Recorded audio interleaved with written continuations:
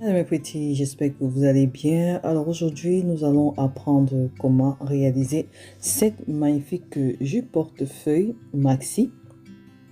Facile comme bonjour, une réalisation qui se fera à partir de la modification du patron de la jupe de base. Patron qui est disponible sur mon site internet, patron PDF en version PDF qui va de la taille 32 à la taille 62 et pour ceux qui peuvent faire le sur-mesure, vous avez également la formation qui est disponible pour vous. Comme ça, vous apprenez à réaliser une jupe de base avec vos propres mensurations. Et les modifications seront pareilles pour les deux cas. Tous les liens sont dans la barre de description. Et si jamais ce cahier de coquilles vous intéresse, je laisse tous les liens dans la barre de description. C'est disponible dans ma boutique Amazon. C'est parti. Pour réaliser cette modification, bien évidemment, comme je l'ai dit, on aura besoin du patron de la jupe de base. Et pour ceux qui ont le patron de jupe de base, surtout la version PDF, avant toute transformation, il faut retirer les valeurs de couture qui sont présentes sur le patron. La valeur de couture, c'est 1 cm partout, donc il faudra les retirer, les enlever avant de commencer les transformations. Pour ceux qui ont utilisé la formation, je conseille de ne pas rajouter les valeurs de couture dans son patron d'origine. Ça permet en sorte qu'on puisse faire ces transformations au calme. Ok? Alors, sur une autre feuille de papier, on va commencer par décalquer le patron de devant pour qu'on l'ait entier, c'est-à-dire qu'on ait la vue de face entière comme on voit là. Donc, on recopie un côté, après on déplie de l'autre côté et on recopie tout.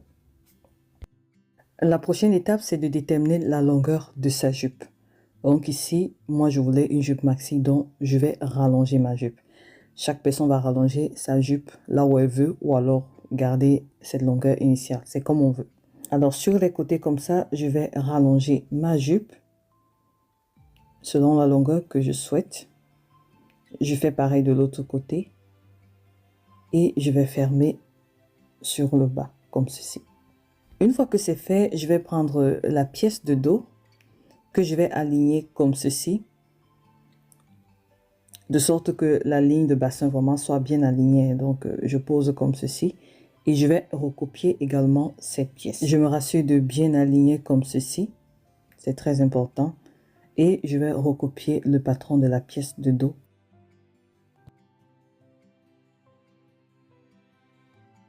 Ensuite, je vais également rallonger la pièce de la jupe de dos en suivant les longueurs qui ont été faites sur le devant de la jupe.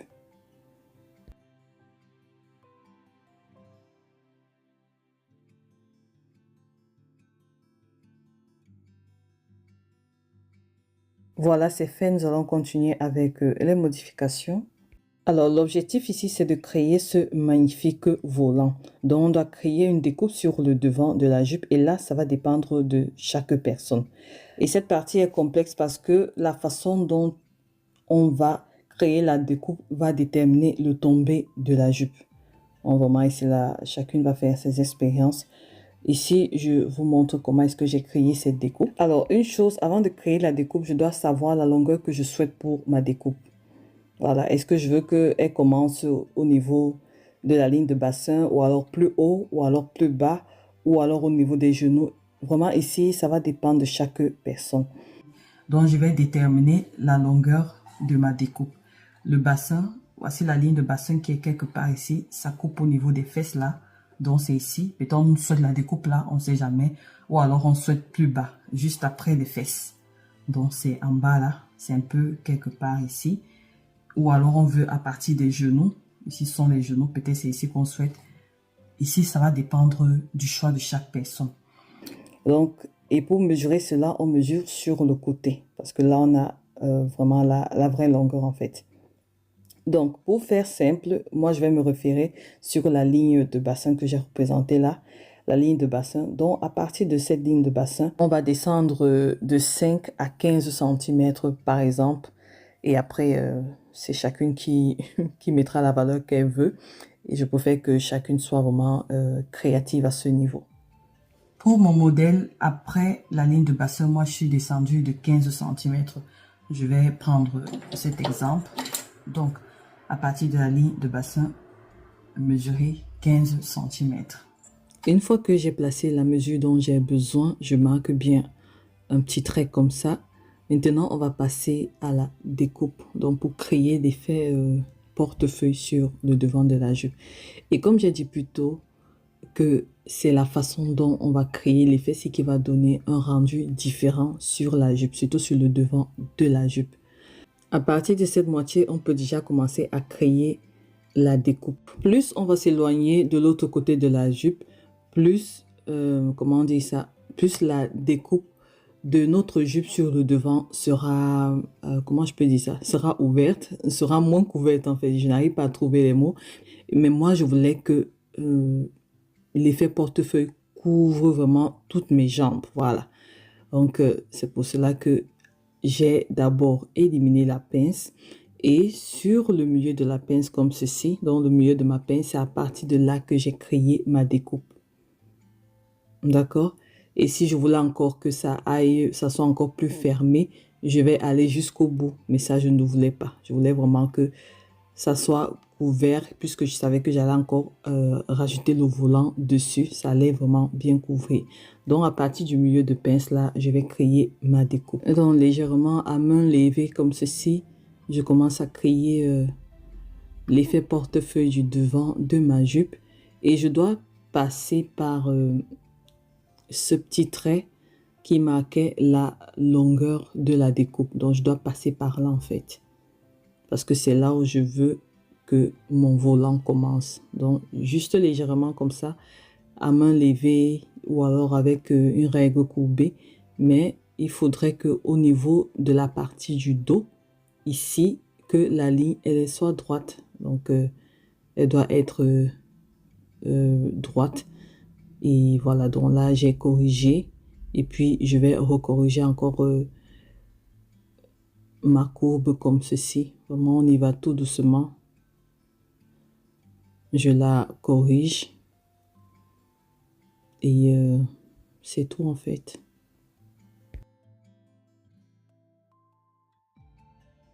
Donc, cette longueur va dépendre de celle que chacune aura choisi. Voilà, moi j'ai choisi que je veux que ça s'arrête là.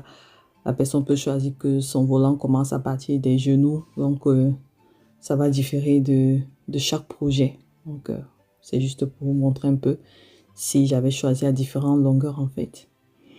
Donc, ici, cette partie est terminée. On continue. Et une fois que c'est terminé, maintenant, on va créer le volant. Voilà, pour avoir ce joli volant. Et ce volant, on va se servir de cette courbe. Et tout juste là, au bout, vraiment, regardez juste ce que je suis en train de faire. À partir de là, je commence à créer le volant que je souhaite.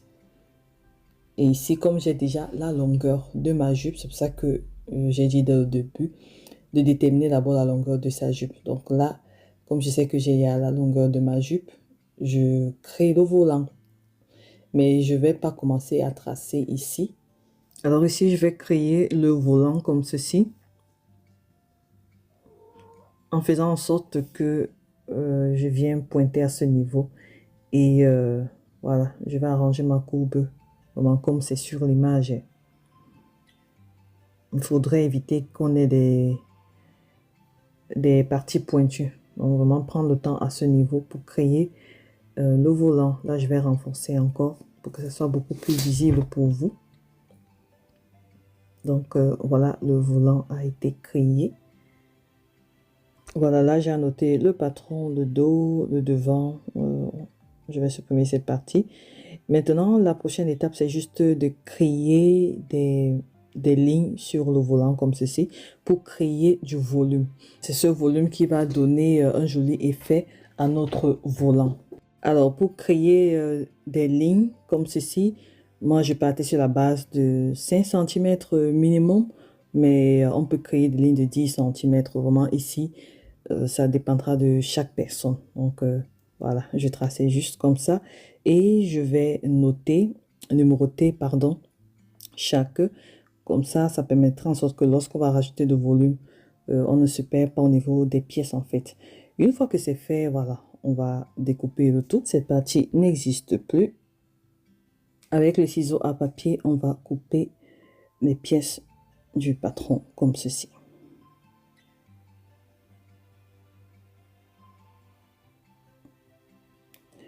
Donc là, les pièces du devant et du dos sont déjà annotées. On va se concentrer sur le volant pour ajouter du volume. Alors, ce que je fais ici, c'est de couper sur la longueur comme ceci, sans tout couper. Bref, je m'arrête, on va dire, à 1 mm du bord là, vraiment tout près, 2 mm maximum, mais 1 mm c'est bon. Donc, on va le faire sur tout le volant.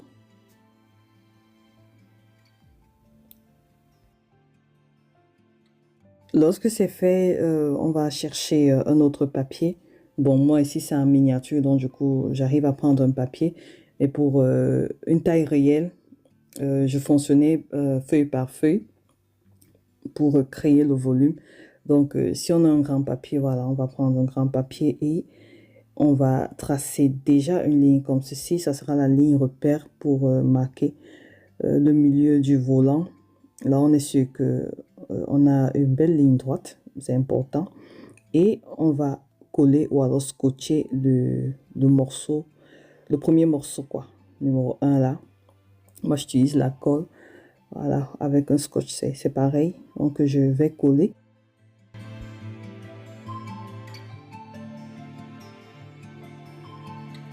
Dès lors que c'est fait, on va commencer à rajouter du volume. Alors, un minimum de 5 cm, voilà, minimum 5 cm en montant. Et ici, c'est que plus on va rajouter de l'espace, donc du volume, plus on aura un joli effet. Voilà. Donc, si on veut vraiment un joli effet, il faudra rajouter beaucoup de volume. Donc, minimum 5 cm. Bon, 5 cm minimum. Mais au-delà, c'est bon. Jusqu'à 10 cm, c'est pas mal. Et c'est ce qu'on va faire tout au long des autres parties de la pièce du volant. Donc, rajouter au fur et à mesure un minimum de 5 cm allant jusqu'à 10 cm. Voilà. Donc, au fur et à mesure, on rajoute jusqu'à la fin du volant, en fait.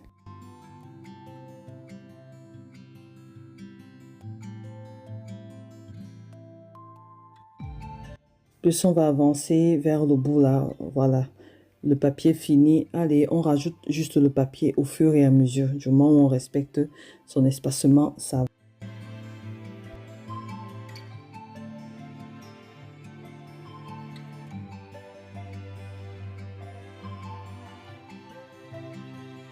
Voilà, une fois que c'est fait, on va juste retracer la courbe du volant comme ceci. On y va tout doucement. Donc, on dessine vraiment tout doucement, de sorte à ce qu'on ait quand même une belle courbe.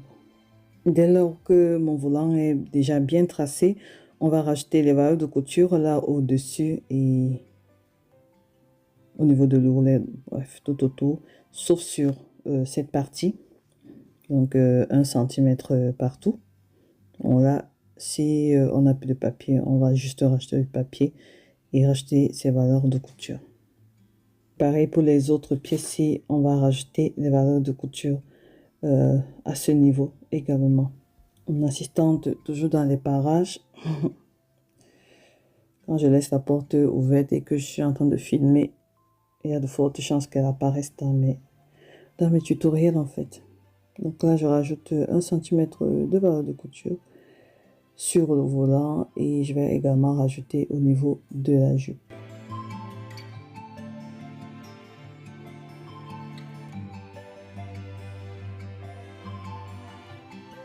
Voilà, toutes les pièces sont déjà prêtes avec les valeurs de couture rajoutées. On a la bande de taille là qui est tout simplement le tour de taille multiplié par 2,5. Voilà. Et la largeur de la bande, c'est de 8 cm. Plus 2 cm de valeur de couture, donc 10 cm. Et voilà quoi. Et elle sera coupée au pli. Voilà. Et sinon, j'ai d'autres vidéos sur la jupe portefeuille avec attache. Donc, n'hésitez pas à regarder cette vidéo si vous ne l'avez pas encore vue pour la bande de taille là. Là-bas, je dis qu'on doit multiplier ton tour de taille par 3, mais ça peut être très long, mais minimum 2. Voilà, on peut aller jusqu'à 2,5. C'est mieux d'avoir une longue attache que de manquer de tissu en fait. Donc c'est un peu ça. Ensuite, on a la pièce de devant qui sera coupée 2 fois en miroir, comme c'est un effet portefeuille. Et les valeurs de couture sont rachetées tout autour, 1 cm, donc partout. Et la pièce de dos qui sera coupée sur le pli du tissu une fois.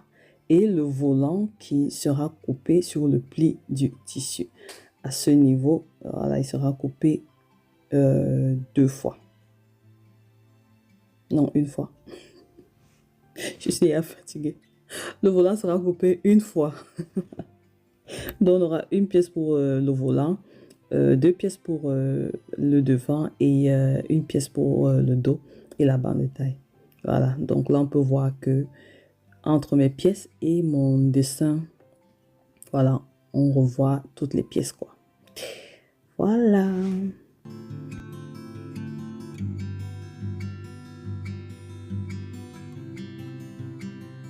Voilà, on va supposer que ça c'est mon tissu qui est plié en deux, endroit contre endroit. Et je vérifie, ça c'est la lisière, donc le sens du droit fil doit être respecté. Et je vais prendre le volant que je vais poser comme ceci sur le pli du tissu. Voilà. Et on va tout simplement couper. Si on n'a pas rajouté les valeurs de couture lorsqu'on faisait le patronage, voilà, on les rajoute tout simplement sur le tissu et c'est bon. Désolé, me prêter, je suis déjà fatiguée pendant que je fais cette voix off. Et ensuite, on a les pièces du dos et du devant. Également, on plie son tissu en deux, endroit contre endroit. On fait attention à la lisière. Voilà, le droit fil doit être respecté. Si on a affaire à un tissu uni, bon, si ce sont les motifs, voilà, on fait attention aux motifs pour avoir un joli rendu. Donc là, je place la pièce de dos comme ça sur le pli du tissu et la pièce devant, voilà, elle doit être coupée au miroir, en miroir. Donc elle aussi je la place comme ceci. Donc là, si le tissu ne suffit pas, voilà, on rajoute et on place bien les pièces et on coupe le tout. Voilà, une fois que les pièces sont coupées, on connaît la chanson, on va aller coudre ces pinces. Une fois que les pinces sont cousues, on repasse bien et on fait tout simplement endroit contre endroit. On va aller passer à la couture à 1 cm du bord. On va passer à la sujeteuse ou fil zigzag si on en a. Et voilà. Alors, la prochaine étape, c'est de monter le volant. Mais avant de le monter, on va d'abord réaliser les finitions au niveau du volant. Donc, on va aller surfiler tout autour là si on a la surfileuse. Et avant de faire un ourlet, si on n'a pas de surfileuse, tout ce qu'on peut faire, c'est de réaliser une couture à 0,5 mm comme ça du bord. Et après, on va aller réaliser son ourlet. C'est beaucoup plus facile comme ça pour les personnes qui n'ont pas de sujeteuse. Et après, on va repasser. Une fois que c'est fait, on fait tout simplement endroit contre endroit. Donc, la jupe qui va être agencée au volant, je commence par le milieu dos de la jupe, donc du bas de la jupe et le milieu du volant. Et je commence à agencer comme ceci par les bouts et je rentre vers l'intérieur. Bref, comme on peut voir dans la vidéo. Si on a bien tracé son patron, normalement, tout doit coïncider. Et on va les coudre à 1 cm du bord. On réalise ces finitions. Et là, on va juste monter la bande, voilà, de taille, quoi. Pour les finitions de la bande de taille, n'hésitez pas à regarder cette vidéo. Le lien est dans la barre de description. Et ce sera tout. Voilà, mes petits, j'espère que cette vidéo aura été utile. N'hésitez pas de liker, de partager, de commenter, de vous abonner si ce n'est pas encore fait. Et moi, je vous donne rendez-vous la prochaine fois pour une nouvelle vidéo DIY. Bisous. Bye bye.